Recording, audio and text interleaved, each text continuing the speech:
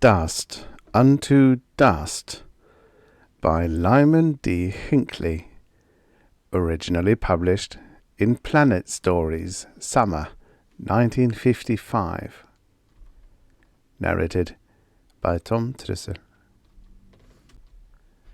Martin set the lifeboat down carefully, with all the attention one usually exercises in a situation where the totally unexpected has occurred, and he and his two companions sat and stared in awed silence at the city a quarter-mile away. He saw the dull black walls of buildings shouldering grimly into the twilight sky, saw the sheared edge where the metal city ended and the barren earth began. And he remembered observing, even before they landed, the too strict geometry imposed on the entire construction. He frowned. The first impression was malignant. Was, blond and slight, with enough nose for 3 or 4 men, unbuckled his safety belt and stood up. "Shall we, gentlemen?" And with a graceful movement of hand and arm he indicated the waiting city. Martin led Was and the gangling scarecrow-like Rodney through the stillness overlaying the barren ground. There was only the twilight sky, and harsh and black against it the convoluted earth, and the city malignant. He wondered again what beings would choose to build a city, even a city like this one, in such surroundings. The men from the ship knew only the surface facts about this waiting geometric discovery. Theirs was the 11th interplanetary flight, and the previous 10, in the time allowed them for exploration while this planet was still close enough to their own to permit a safe return in their ships, had not spotted the city.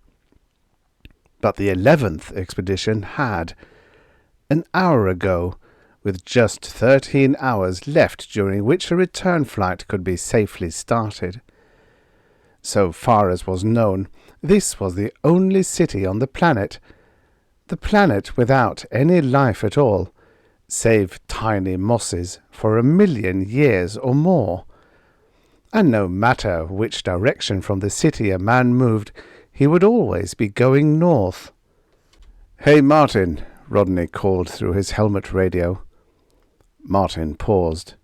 "Wind," Rodney said, coming abreast of him.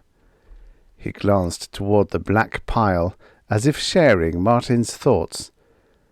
"That's all we need, isn't it?" Martin looked at the semi-transparent figures of wind and dust cavorting in the distance, moving toward them. He grinned a little, adjusting his radio. "Worried?" Rodney's bony face was without expression. "Gives me the creeps, kind of. I wonder what they were like." Was murmured, "Let us hope they aren't immortal." 3 feet from the edge of the city, Martin stopped and stubbed at the sand with the toe of his boot, clearing earth from part of a shining metal band. Was watched him, and then shoved aside more sand, several feet away. "It's here, too." Martin stood up. "Let's try farther on. Rodney, radio the ship. Tell them we're going in." Rodney nodded. After a time, Was said, "Here, too.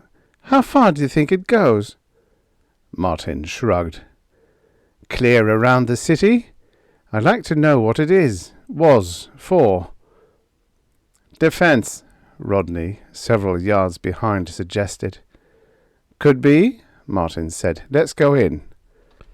The 3 crossed the metal band and walked abreast down a street, their broad, soft-soled boots making no sound on the dull metal.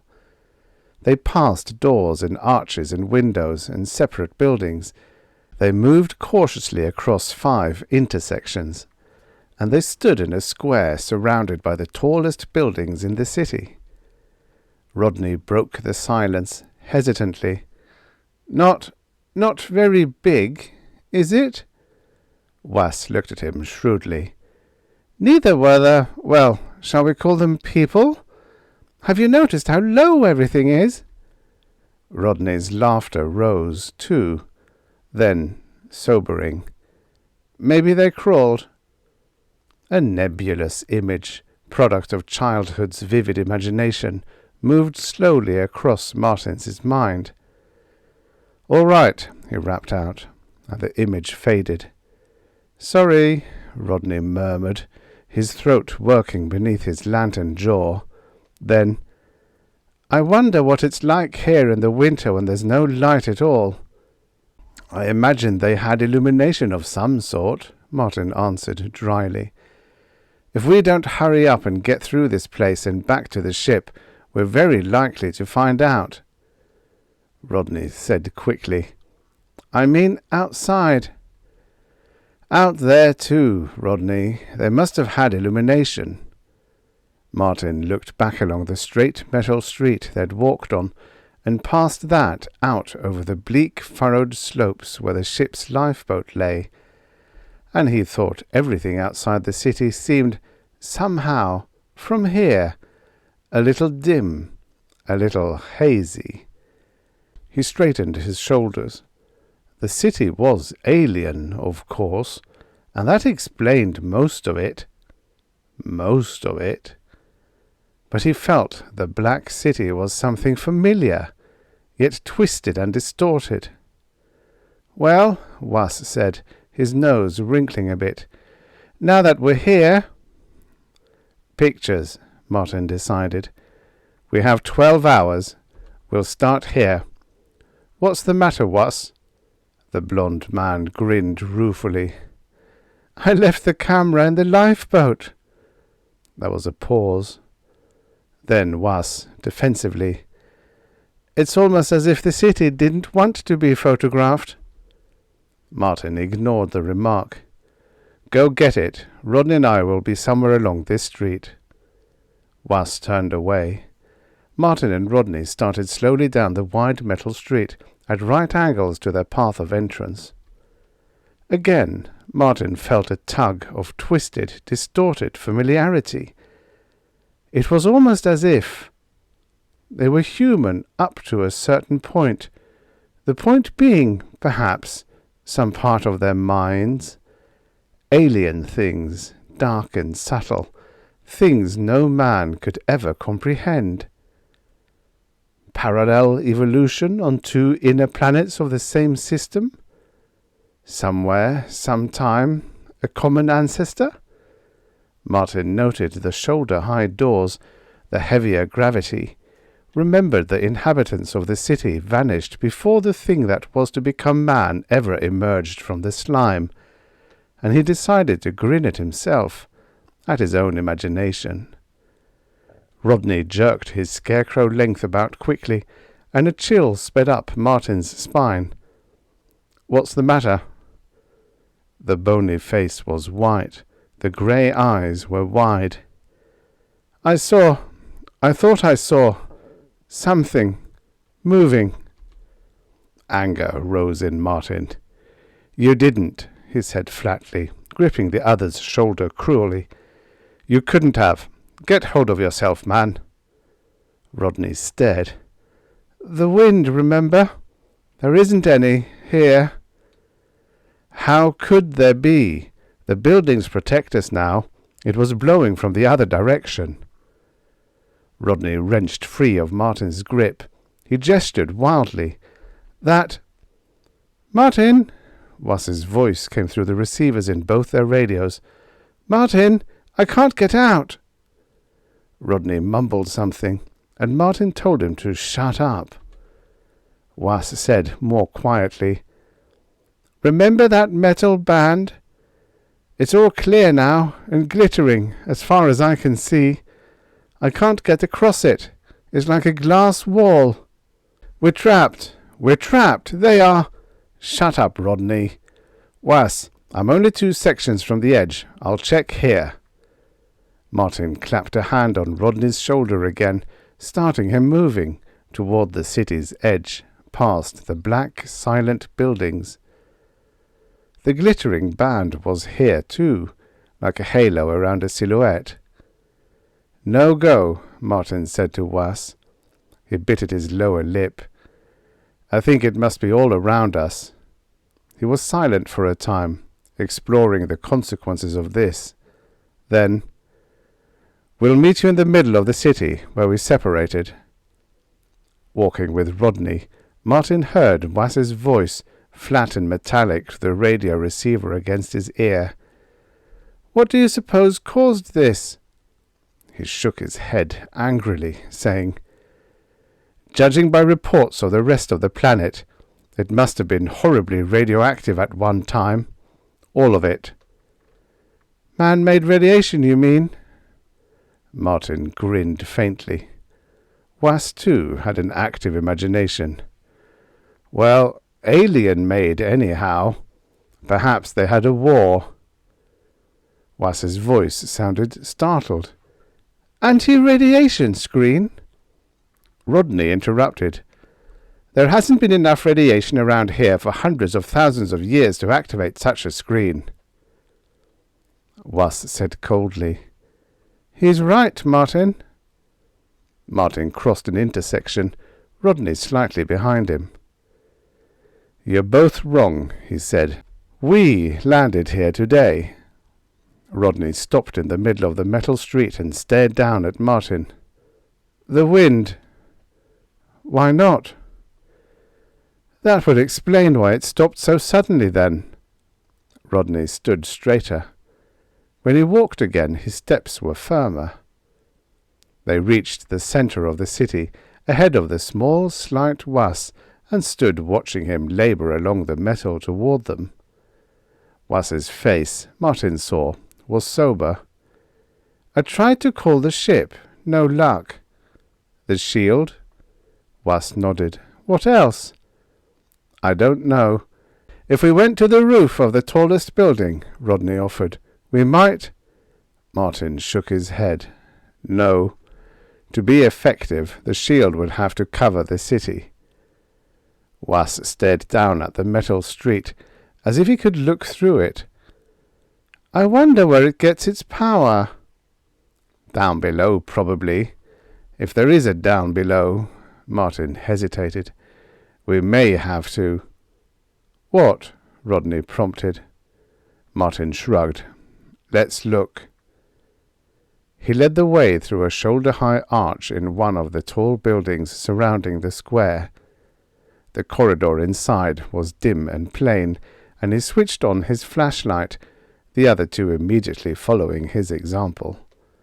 The walls and the rounded ceiling of the corridor were of the same dull metal as the building's facades and the streets. There were a multitude of doors and arches set into either side of the corridor. It was rather like entering a gigantic metal beehive.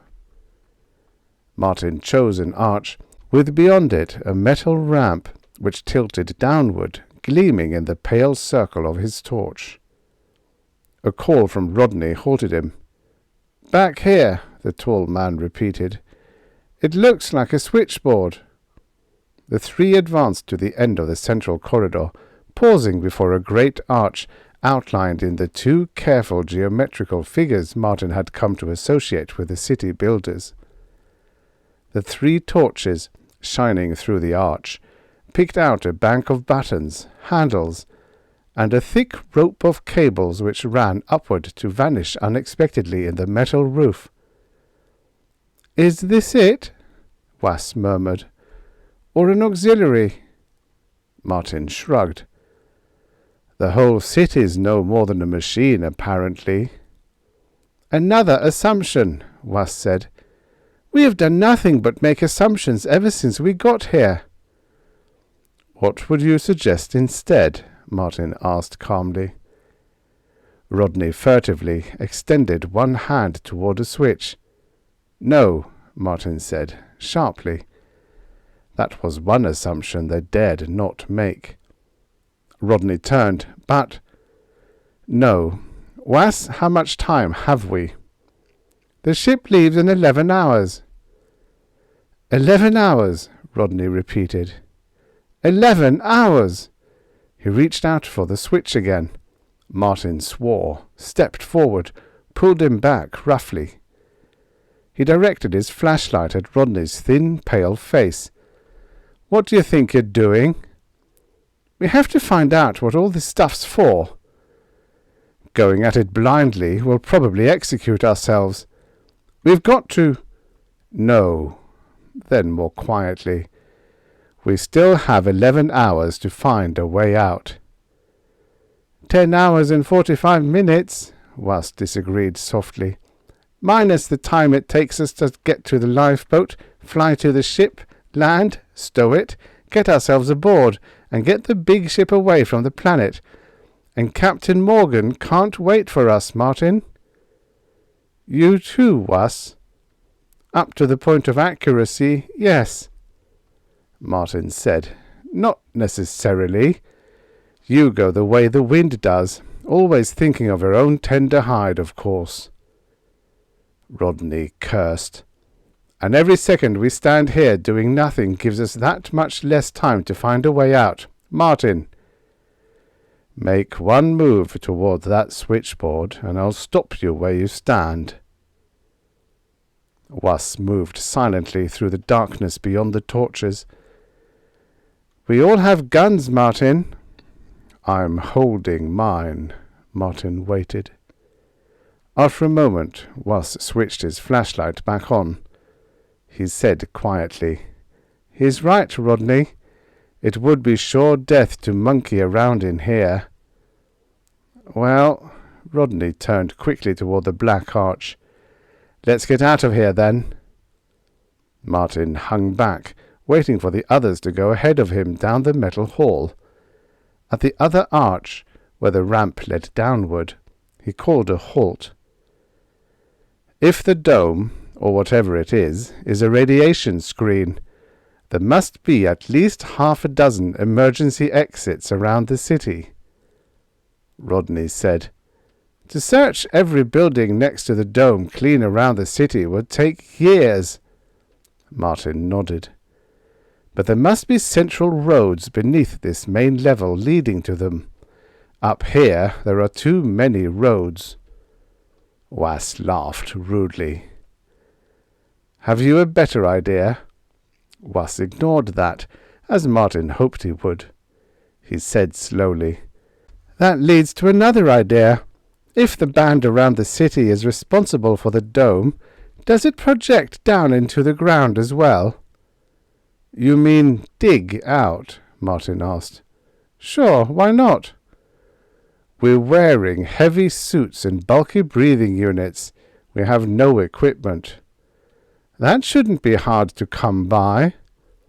Martin smiled, banishing Was's idea.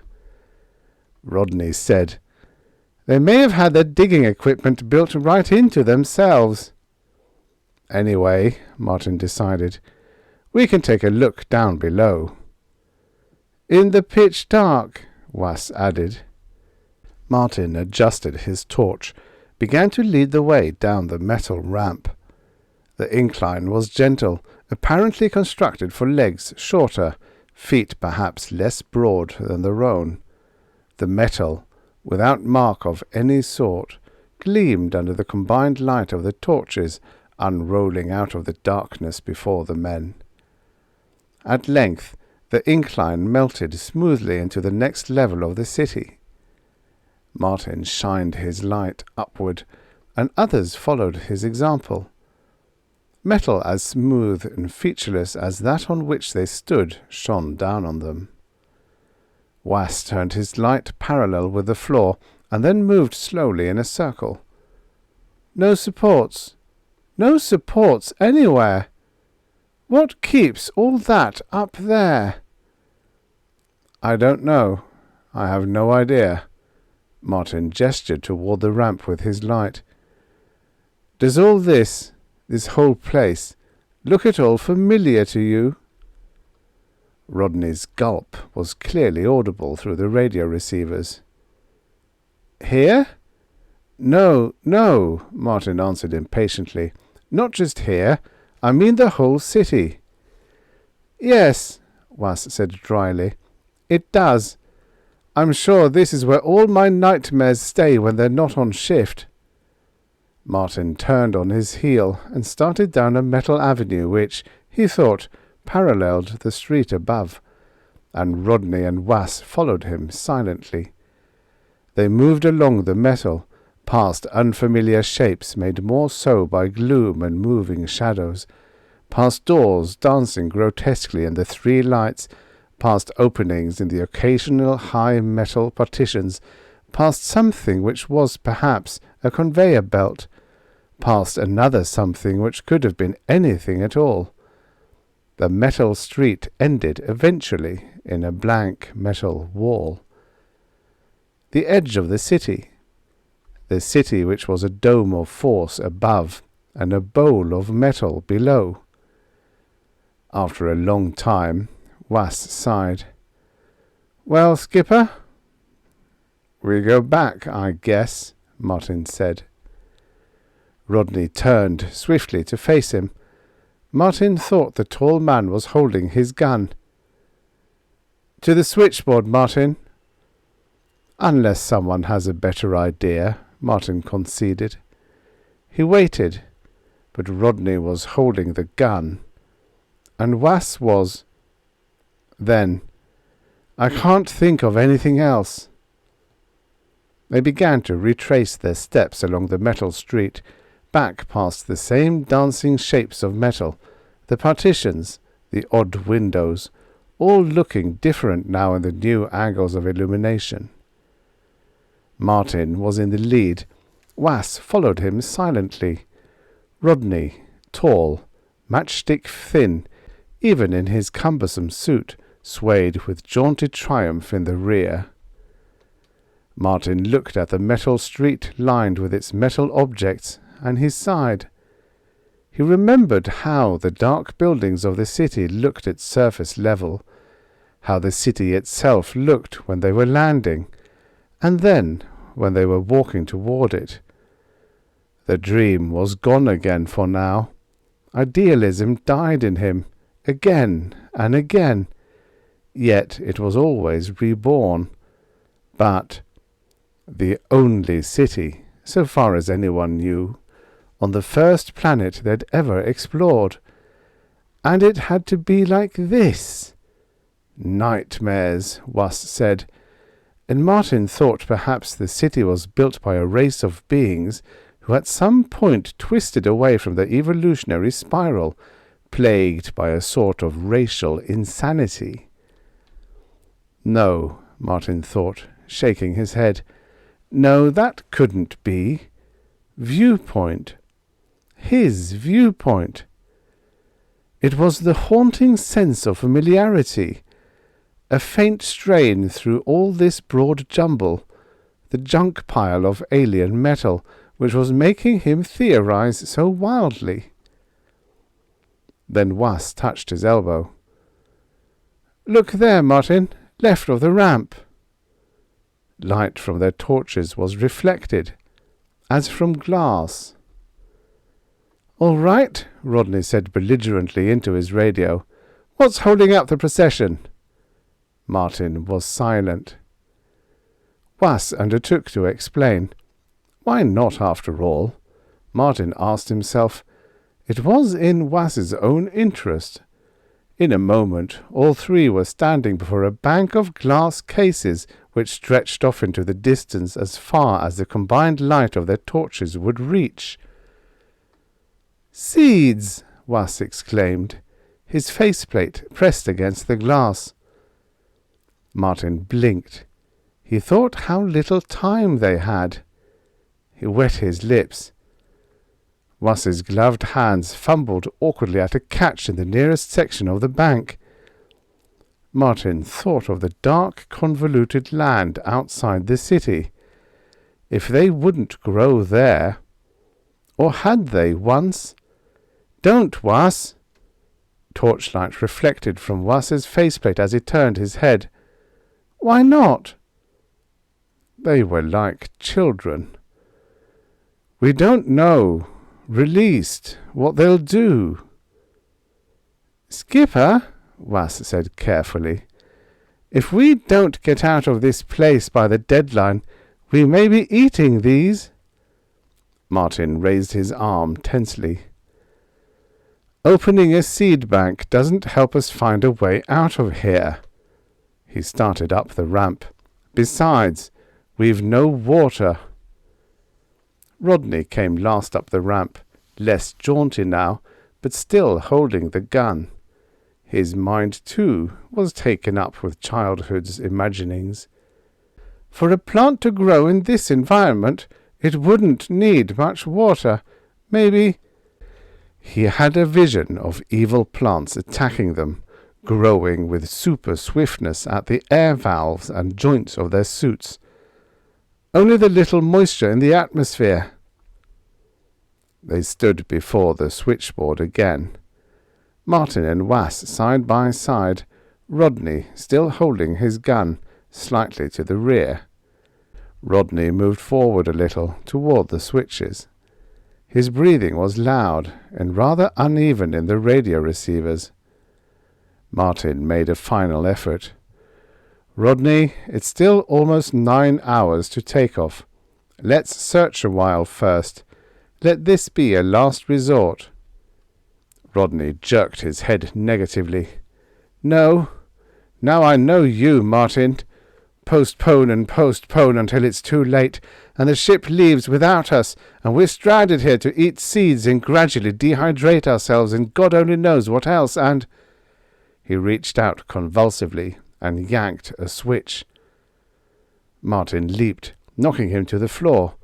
Rodney's gun skittered away silently, like a live thing, out of the range of the torches. The radio receivers impersonally recorded the grating sounds of Rodney's sobs.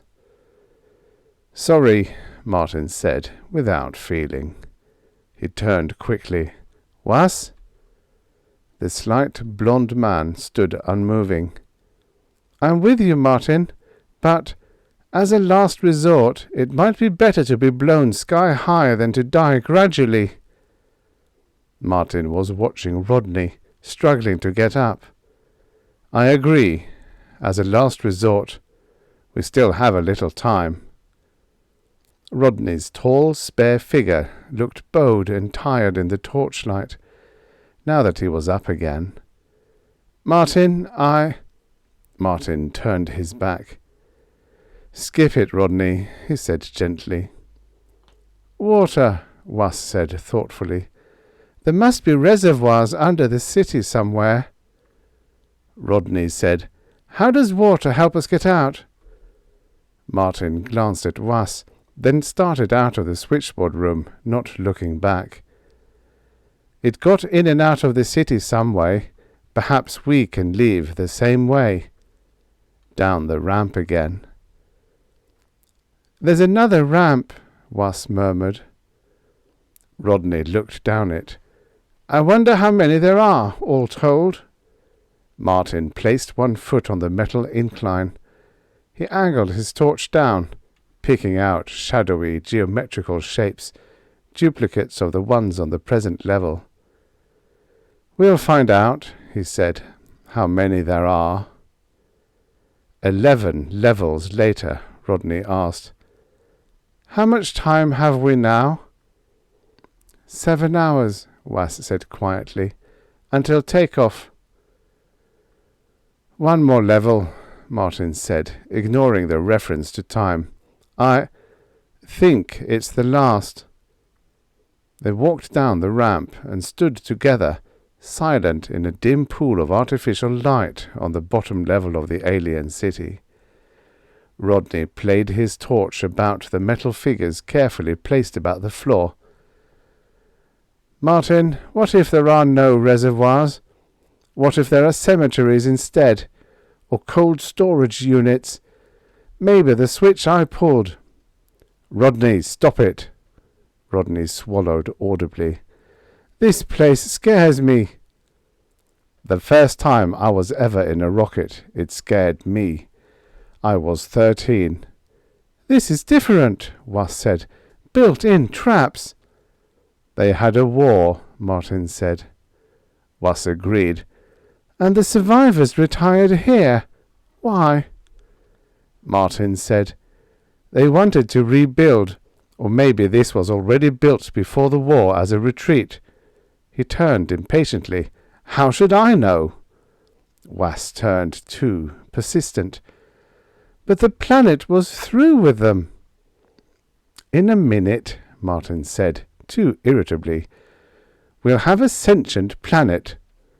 From the corner of his eye, he saw Rodney start at that. Knock it off, Was. We're looking for reservoirs, you know.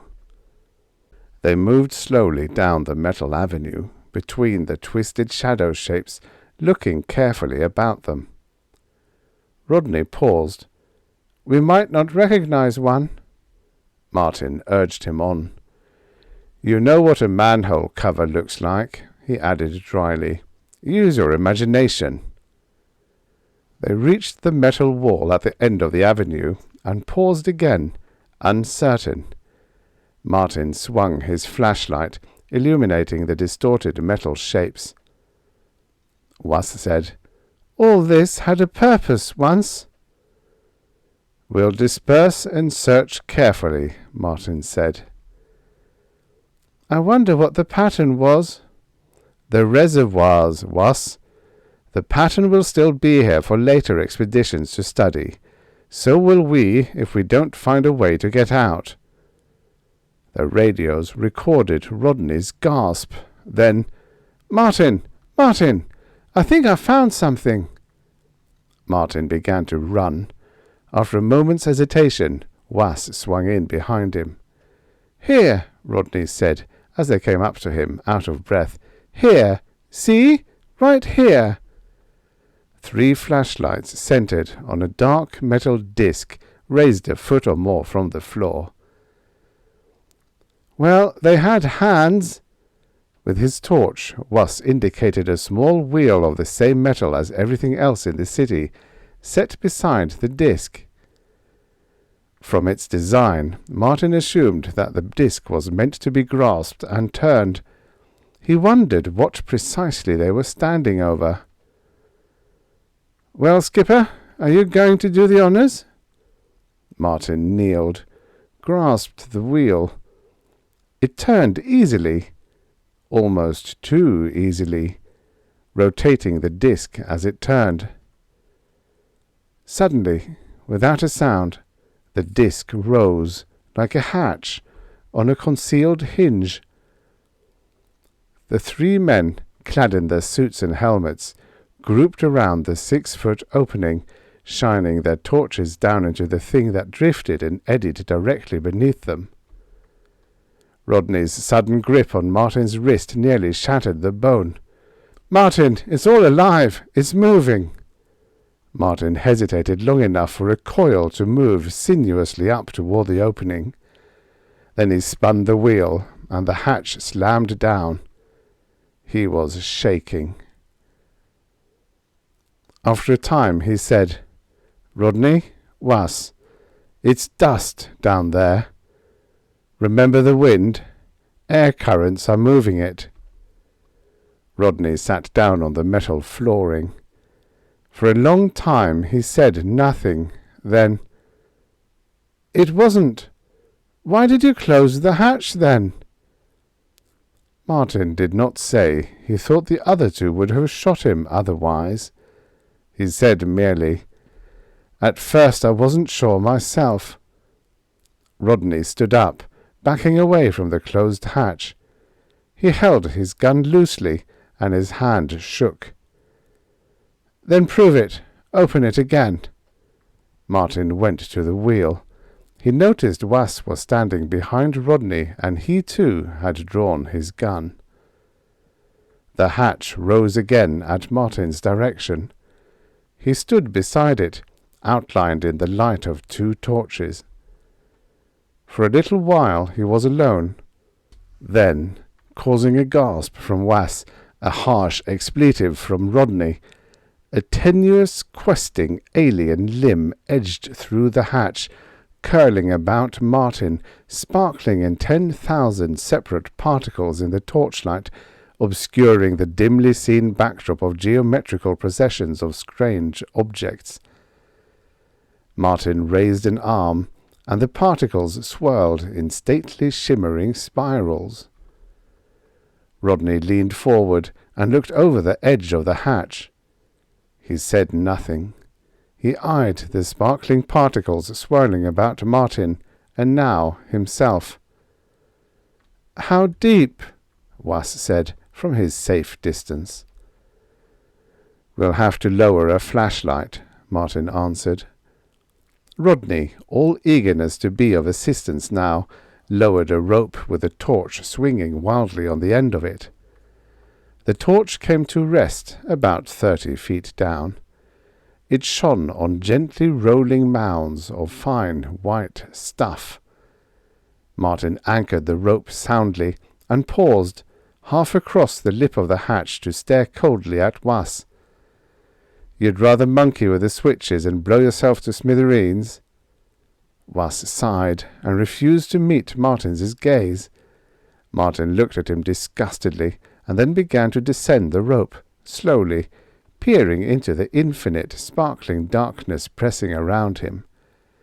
At the bottom of the rope he sank to his knees in dust, and then was held even. He stamped his feet, and then, as well as he was able, did a standing jump.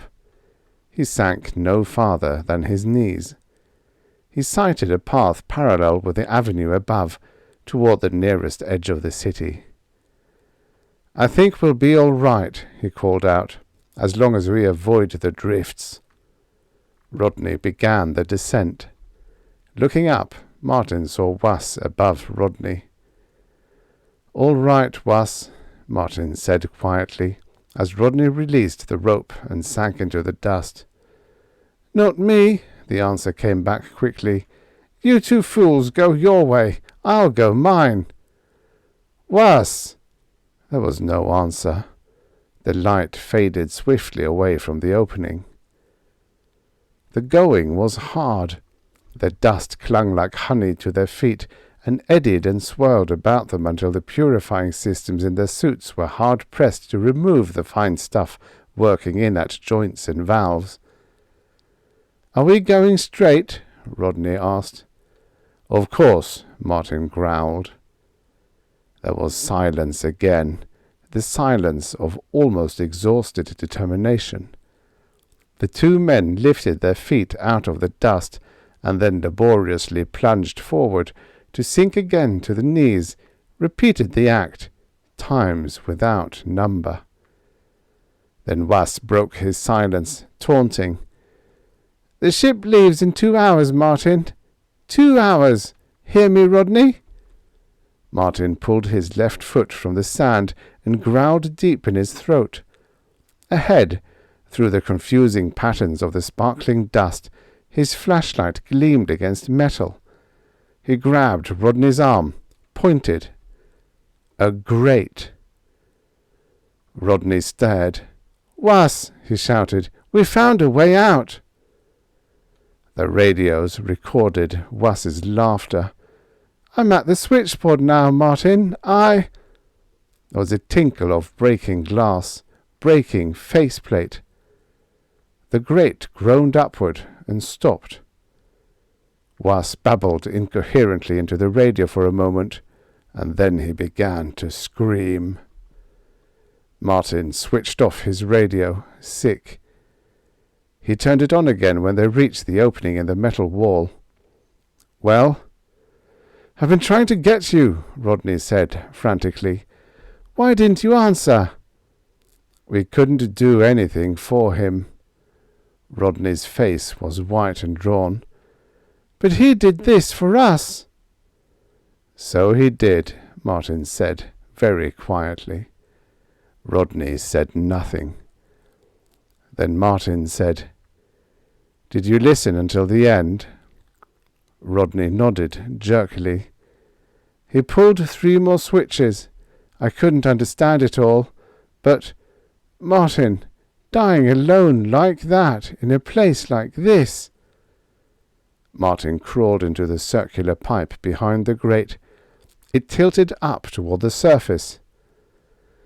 "Come on, Rodney. Last lap." An hour later, they surfaced about 200 yards away from the edge of the city. Behind them, the black pile rose, the dome of force shimmering, almost invisible, about it. Ahead of them were the other 2 scout ships from the mother ship. Martin called out faintly, pulling Rodney out of the pipe. Crew members standing by the scout ships and at the edge of the city began to run toward them. "Radio picked you up as soon as you entered the pipe," someone said. It was the last thing Martin heard before he collapsed. The end. Subscribe for your daily stories of futures past. And don't forget to check out the channel. There's hundreds of stories. Hundreds of stories.